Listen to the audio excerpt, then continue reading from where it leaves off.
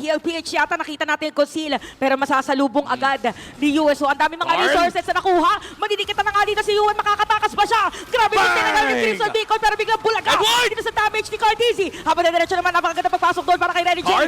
Grabe, tuloy-tuloy si Dominic biglang dumating doon sa may bandang harap. Kanya-kanyang free hit na to. Bumaba na pa nga si Dominic, pero ang dami nang humahabol sa kanya. Kakatin nga pa, pero tumatama na rin si Oheb dito. Nakakapagkas palayo, pero doon sa likod ay papasok nga rin ang kanyang mga kampe. Si Edward buhay pa rin, pero yung Imoy na wala na.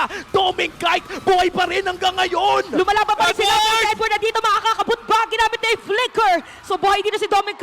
Buhay si Edward, pero may tatlong player na buhay para sa TLPH. So tingnan natin ngayon kay tutuloy ba nila yung Lord. Walang gustong umuwi. Midnight Enumi. Pero sabi nila, delikado yata na ipilit na mag-Lord. Grabe yung pagligtas ni Edward sa teamfight ng Aurora. Maganda na yung huli na nakita dito nila Cartesi. The punish was there. Pero na-control yung tatlong miyembro ng TLPH with the fist crack mula dito kay Edward. And siya rin yung nagsalba kay Dominic.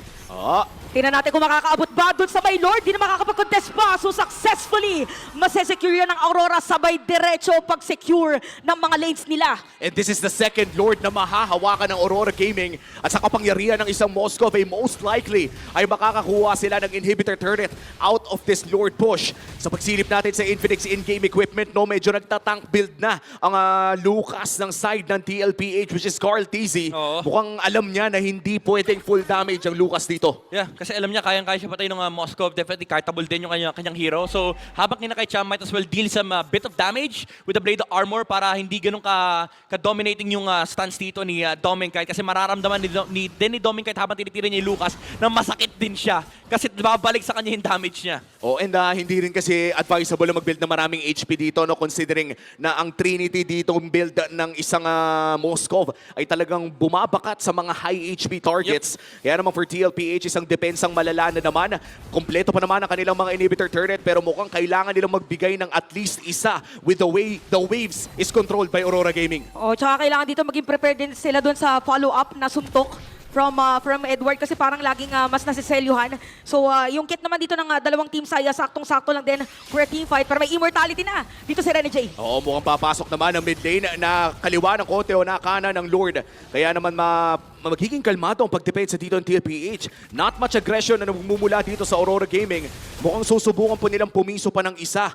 Pero medyo may pagkadelikado na itong parte na ito para sa Aurora Gaming. May Lord Wave pa naman din sila, pero umalis na si Edward. Uy! Okay, sumakto, ginamit yung flicker. Hindi na makakatakas din si Yue. Habang si Dominic naman, makakapag-dash away. Makakapasok din si James sa may malikod, pero makapatay na siya dito ni Oheb. This is it. Habang si Demon Kite tinahabol si Oheb, nag-quad shadow pa nga. Cartesi hinahanap si Renny J. Pero si Oheb dito, makukuha pa rin nila si Renny J. Double kill para sa kanya. May iwan na rin dito si Edward. Na-shutdown na rin dito si Demon Kite. So 4 players down sa side ng Aurora at biglang bumaliktad. Yun ang nangyayari sa ating mapa. Kaya ba? Endable ba? Si Yue lang yung mag-i-spawn in 10 seconds. Medyo malayo pa si Dominic. Oh no, 5 seconds para dito kay Yue. Edward, ano ang gagawin ni Mr. Consistent para patagalin ang depensang ito? Sobrang bilis na pagpasok nila. Tapos dito nakapag-ibig na nga si Edward. Dumating na si Yue. Hindi makakapasok. Halos wala buhay mga players din ng TLPH. Ito na ba yun? Yung pagpawi na Aurora, ginamit na rin yung Winter Crown! Spear of Destruction! And bumalaga sa harap! Kaya ba ng damage na Aurora? Bumili pa ng Immortality. Pero hindi na makakatakas pa! Unstoppable! Para dito kay Oheb! Naging 2 for 2 yung trade, pero kailangan mag-back. Nakakita tayo ng minions kahapon. Papawin pa ba ni Edward? May lalabas pa na minions. Kalahati na yung buhay ng base. At ang sigaw na laban ngayon, Minions yata. Pero makakatakas, makakauwi. Dalawang minion yata.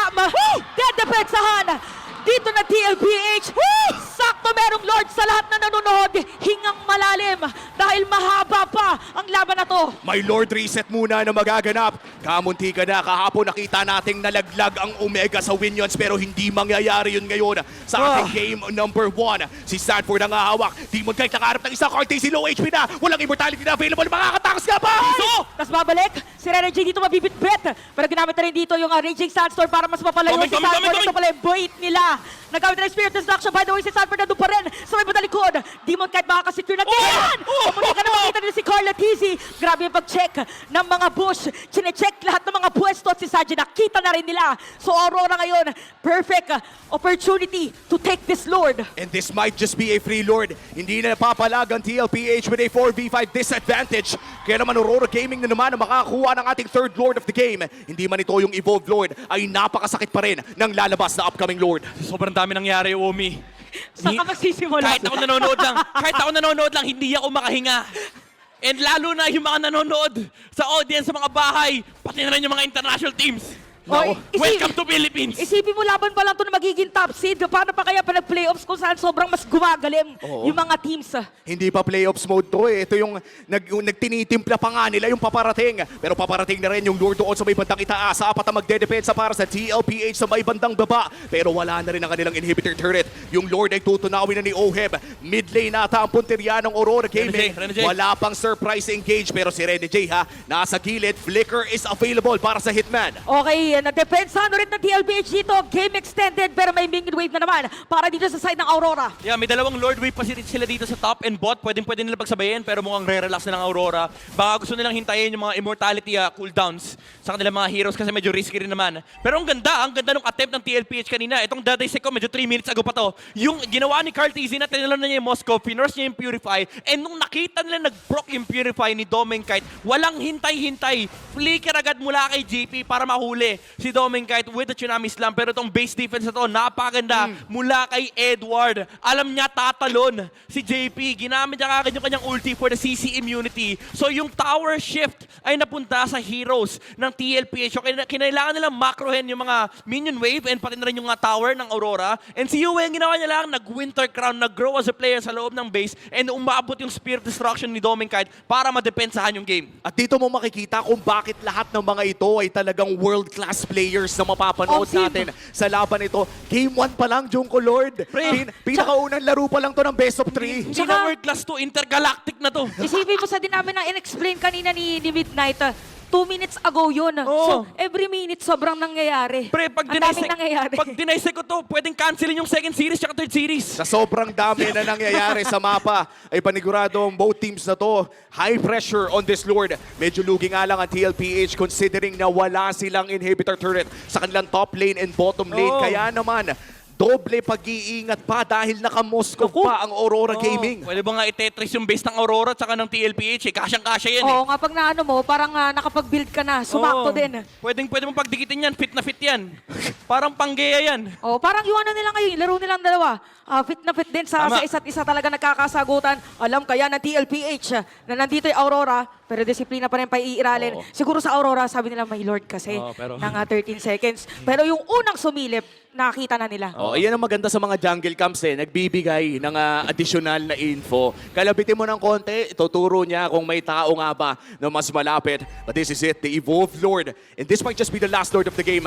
Let's be honest, halos lahat ng mga Evolved Lord, kung sino mang makakuha, ay siyang nananalo ng larong ito. Oo. At mukhang mauuna sa pwesto ang kupunan ng Aurora Gaming. Yep, malaking advantage siya kung sino man makakuha kasi again, butas na yung kanilang mga base. Once na lumabas yung Lord, malaki yung impact sa base defense and sa base push. Medyo malaki lang yung kalamangan if Aurora yung makakuha since dalawang side lane yung butas sa TLPH. But, ang nakakatakot kasi dito, pag nakuha, parang parang that's it eh. Oo, Oh, pwede na diretso yun eh. Mataas yung chance na mananalo din sa teamfight. Pero na-reveal na si Sanford ay nandun sa may top lane. Pero makikita natin meron magpag-poke. Itutuloy ba nila Lord? Hindi i-reset nila. Parang hero yung call. Habang si JP makakalahati yung buhay. Rene J medyo masasaktan lang din. So ganun kataas yung respeto ng dalawang team sa isa't isa. Kasi magdi-disengage muna sila. Walang gustong gumamit ng battle spell. True. And reset lang ng reset. In fact, feeling ko alam kasi ng Aurora Gaming na hindi nila kailangan mag-all-in agad. Considering na habang tumatagal ang larong ito, ay tutulak ang kanilang mga minion waves. Hinahanap nila ang perfect na opportunity para i-burst ang Lord na ito. Ito na yata yun So para magsasecure muna ng purple buff, dito si Carl TZ, si JP, magbibigay lang ng vision. Habang yung Lord 20k na lang, yung HP, aabot ba mga players dito na TLPH yung kukuha na ng Aurora. Kanina Oh! it's gonna be Rene J para masecure objective na yan. At makikita natin si Yuen magiging target. May iwan niya ng si Carl TZ. Domeng! Nawala immortality si Sanji kaya napatay na rin. Si Domeng kahit meron ay mapatay. Demon Kite nandun sa may likod. Habang may sariling laban yung dalawang players dito sa may side ng orange buff. Carl! Demon Kite makukuha dito ni Carl TZ. Si Yue Oh! ata makakapag-dash pero si JP makakalapit din. Immortality nakabili pa si Ren ni Jay. May imo din naman. Makakapag-dash flashlight. Yue! Papaan si JP. Kaya naman tatlo ang mawawala para sa TLPH. At ang nakakuha pa nga ng Lord ay Aurora Gaming. 4-3-11 para dito kay Yue. Lahat ng mga pwede bitbitin, binitbit na niya. Ito talaga yung totoong ilaw ng Aurora.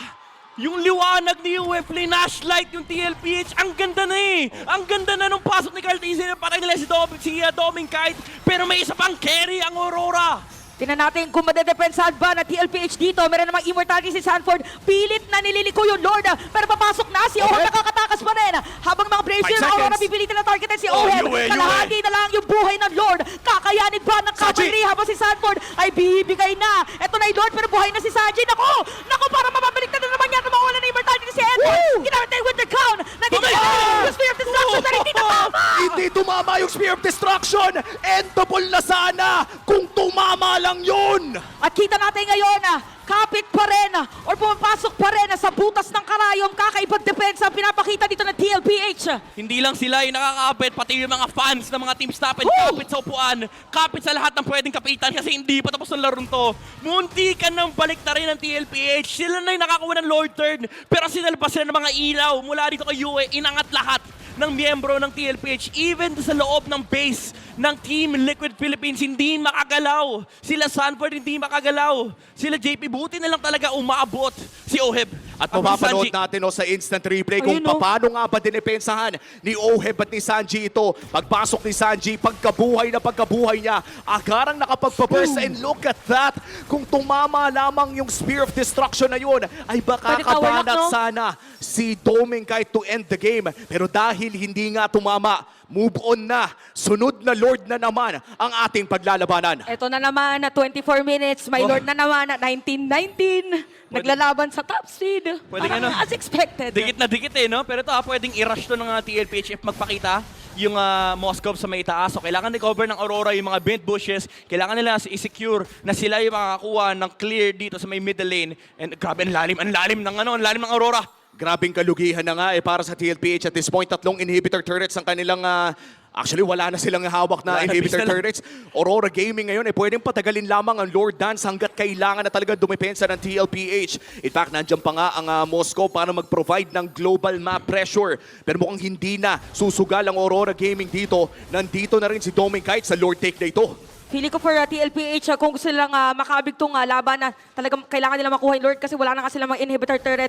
Hopa! Papasok! Sino matadala nila? Matatarget naman talaga nila. Pero may sagot na kuwi sa Raging Sandstorm para dito kay Danny J. Habang si Carl! Carl TZ halos wala na buhay. Liliko lang muna. Dedepensahan yung kanya ka-baby cakes. Kaya si Renny J nakuha na. At makikita natin dito na Domeng! ng Doming Kite. Mawabili na immortality pero double kill para dito kay Oheb. Si Yue naman ata magiging chance ng Aurora pero isa na rin ang nawala. Si Edward ay bumagsak na. Kailangan dumepensa ng mga ibang miyembro ng TLPH. Pero mukhang ang call nila dito ay bakit pa maglo-Lord? Susubukan na ata nilang mag-end. Oo, pero para susubukan din yata ni Demon Kite.